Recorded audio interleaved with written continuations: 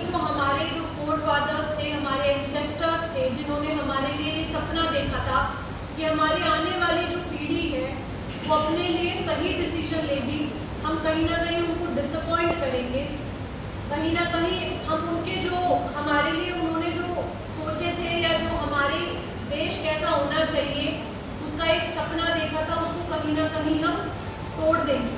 तो इसीलिए मेरी आप सबसे प्रार्थना है कि आप 25 मई को जाएं, अपने जो राइट टू वोट है उसका इस्तेमाल करें, अपने लिए एक अच्छा लीडर चुनें, अपने पेरेंट्स को रिक्वेस्ट करें कि वो वोट करें।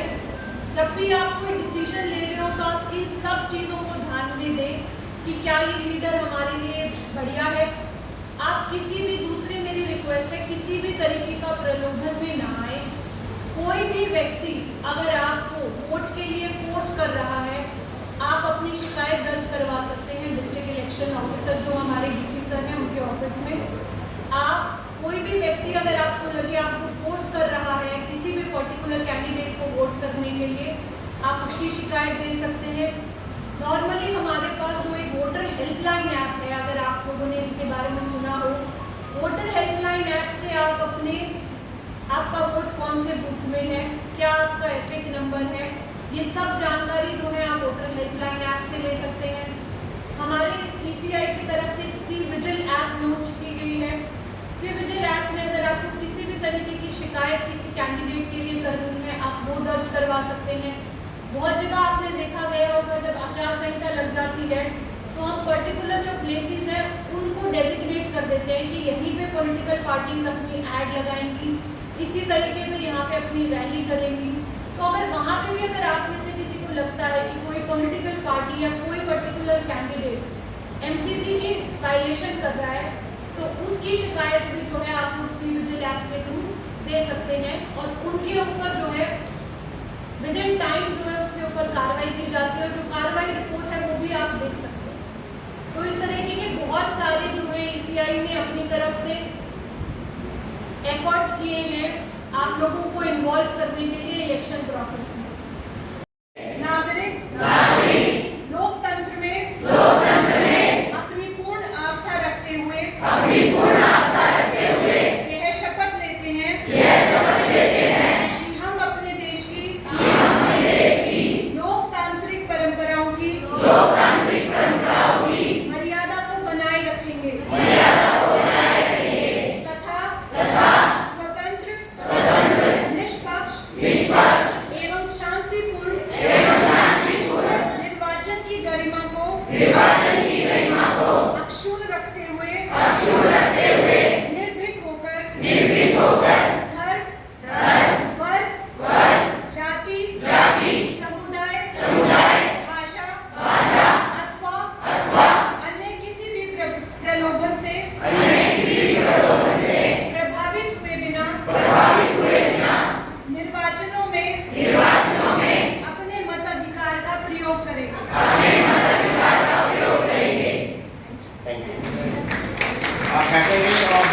नॉर्मली लोग सोचते हैं कि एक मैं वोट नहीं डालूंगा तो मेरे एक वोट से क्या फर्क पड़ेगा, बट आपने देखा होगा बहुत बार जब हम इलेक्शन रिजल्ट देखते हैं तो बहुत सारे कैंडिडेट्स जो होते हैं बहुत कम वोटों से उनका अंतर होता है।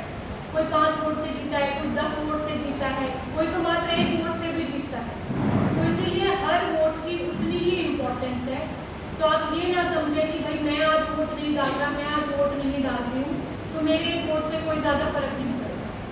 जितने भी लोग यहाँ 18+ हो गए हैं, आई होप आप लोगों ने अपने वोट बनवा लिए हों। कोई ऐसा व्यक्ति अगर है जिसने अपना वोट नहीं बनवाया है तो अभी भी 26 अप्रैल तक अपना फॉर्म 6 भर के आप वोट के लिए अप्लाई कर सकते हैं। जो भी बच्चे हैं जिनके पेरेंट्स यहाँ पे वोट डालने का जिनके पास राइट है वो 18+ हो गए हैं, उनसे मेरी रिक्वेस्ट है कि वो अपने पेरेंट्स को मोटिवेट करें कि वो वोट डालें। जितना ज़्यादा आप पार्टिसिपेट कर सकते हैं इलेक्शन प्रोसेस में, आप इलेक्शन प्रोसेस में पार्टिसिपेट करें। आप देखिए कि इलेक्शन कैसे करवाया जाता है। हो सकता है भविष्य में आप लोगों में से ही कोई व्यक्ति या कोई लड़की कोई लड़का मेरी जगह खड़ा हो और ऐसे ही किसी गैदरिंग को इंस्पायर कर रहा हो कि वो लोग भी वोट करें। तो जब तक आप उस वोटिंग के प्रोसेस को नहीं समझेंगे तो आप दूसरों को मोटिवेट नहीं कर पाएंगे वोट करने के लिए। बहुत सारे हमारे पास ऐसे भी यहाँ पे आप देखते हैं, अब जैसे मैं ही हूँ, मेरी वोट जो है सोनीपत जिले में नहीं है, बट मेरी ड्यूटी सोनीपत जिले में है। तो ECI में हम जो इलेक्शन ड्यूटी पे है ऑफिसर्स, उनके लिए भी प्रोविज़न किया गया है कि हम अपनी वोट का जो प्रयोग है वो कैसे करें। तो उसके लिए पोस्टल बैलेट सिस्टम ECI ने बनाया है। तो इसी तरीके से ECI की रिक्वायरमेंट है कि कोई भी व्यक्ति ऐसा ना रह जाए जो वोट डालना चाहता हो और उसका वोट ना डाले। जब ECI इतने एक्सट्रीम लेंथ तक जा रहा है कि वो सबको इन्वॉल्व कर रहे हैं, चाहे वो हमारे 18+ यूथ हो, चाहे 100+ के सीनियर सिटीजन्स हो। ECI तो इतना भी बोलता है, इवन अगर कोई कोविड पेशेंट है, वो आइसोलेशन में है, तो उसके लिए भी उसके घर जाके, जो ECI ने अपनी एक गाइडलाइन दी है, उनके घर जाके भी हम उनका वोट डलवाएंगे।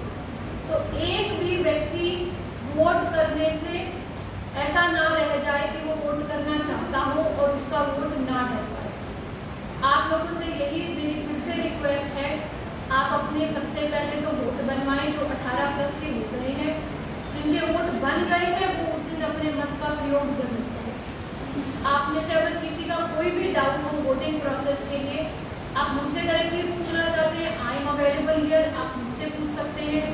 अदरवाइज आपके जो टीचर्स हैं या आपके यहाँ पे कोई नोडल आपने लगाए हुए प्रिंसिपल साहब, कोई BO साहब भी, तो BO साहब हमारे ब्लॉक एजुकेशन ऑफिसर यहाँ पे हैं, वो नोडल है, आप उनसे जानकारी ले सकते हैं। अदरवाइज हमारे जो डिस्ट्रिक्ट इलेक्शन ऑफिसर हैं DC सर, उनकी डिटेल्स जो है आपको साइट पे मिल जाएंगे। अगर आप ऑनलाइन जाएंगे, सर का आप देखेंगे सोशल मीडिया पे, हम जो सर के ऑफिशियल पेजेस हैं उनके ऊपर सारी इलेक्शन संबंधित जानकारी जो है वो आती रहती है। 1950 इलेक्शन का हेल्पलाइन नंबर है। आपको कोई भी ऐसी जानकारी हो जो आपको लगे कि मुझे कहीं से नहीं मिल रही है, आप सोनीपत का पिन कोड डालें और 1950 पे अगर आप कॉल करेंगे, हेल्पलाइन नंबर आपको इलेक्शन ऑफिस से कनेक्ट करेगा और आप कोई भी जानकारी जो है इलेक्शन ऑफिस के जो भी वहाँ पे रिप्रेजेंटेटिव होंगे उनसे ले सकते हैं। आपको EVM मशीन वहाँ जो ट्रेनिंग पर्पज के लिए रखी गई है, हम आपको दिखाएंगे। आप उसमें अपना वोट कास्ट करके देखें। आप देखें कि जो आप बटन दबा रहे हैं उसी की वोट जा रही है कि नहीं जा रही है, वो आप कैसे चेक करेंगे। EVM मशीन के साथ एक VVPAT मशीन लगी हुई है। VVPAT मशीन में आपने जैसे ही बैलेट यूनिट पे बटन दबाया कि मेरा वोट जो है मैं ABC किसी भी कैंडिडेट को दे दूँ, मैंने B बटन दबाया वहाँ पे, VVPAT मशीन में आप इतना छोटा सा आपको एक स्क्रीन दिखेगी वहाँ पे ब्लैंक, उसमें आपको पेज प्रिंट होता है। वो पेज रिकॉर्ड करता है कि ये वोट जो है इस व्यक्ति को गया है। वो 7 सेकंड तक वो आपको डिस्प्ले पे रहता है। 7 सेकंड तक वो व्यक्ति कह सकता है कि जी मैंने इस व्यक्ति को वोट डाला है, कि इसी व्यक्ति को गया है कि नहीं गया। उसके बाद फिर वो जाके नीचे ड्रॉप हो जाता है और वो बाद में इकट्ठा हो जाता है।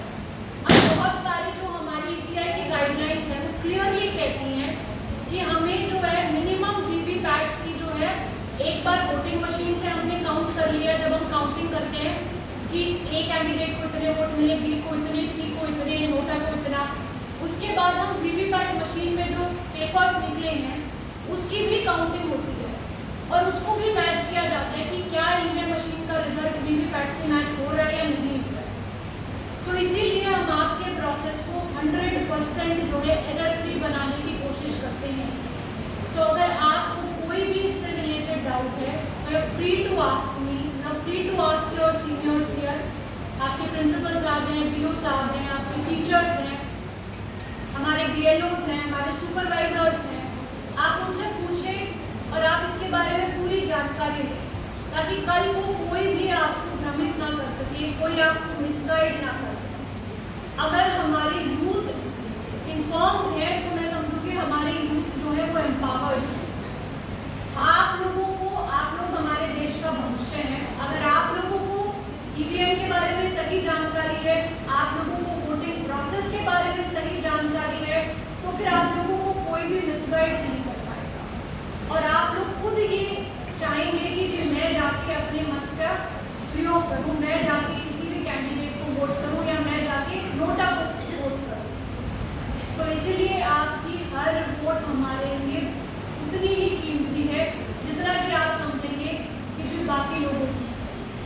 वी वांट कि इस बार सोनीपत में जो पिछली बार हमारा 70% टर्नआउट था, वो हम उसको बढ़ाकर मैक्सिमम जितना आप लोगों का हमें सपोर्ट मिल सके हम उसको उतना मैक्सिमम बढ़ाएं। हमने अपने लिए कोई टारगेट ही नहीं रखा है। हम ये कह नहीं रहे कि हम 5% बढ़ाएंगे, 10% बढ़ाएंगे। हमारा टारगेट है कि हम कोशिश करेंगे 100% वोटर्स जो हैं उनको वोट डालने का जो अपने मत का प्रयोग है वो करें उस दिन जाके। आप लोगों को उसमें कोई भी असुविधा आ रही है आप हमें बताएं। कोई फिजिकली डिसेबल्ड है आप हमें फॉर्म डी भर के दें, 12 हम उनके घर जाके